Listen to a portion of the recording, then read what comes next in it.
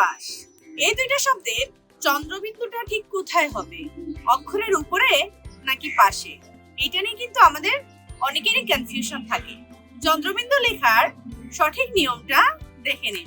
আমরা এখন দেখব বর্ণের উপরে চন্দ্রবিন্দু দেওয়ার সঠিক পজিশন।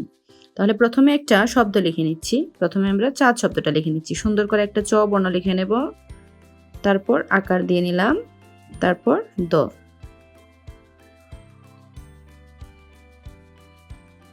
এখন আমরা যেটা করব, চ এর উপরে চন্দ্রবিন্দু দেব। এটা ঠিক কোথায় হবে?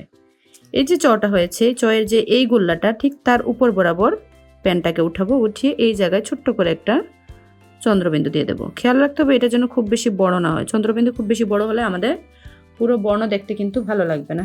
বাচ্চার লেখার ছোটখাটো ভুল শুধরানোর জন্য আজই লার্ন প্লাসের কোর্সে জয়েন করুন।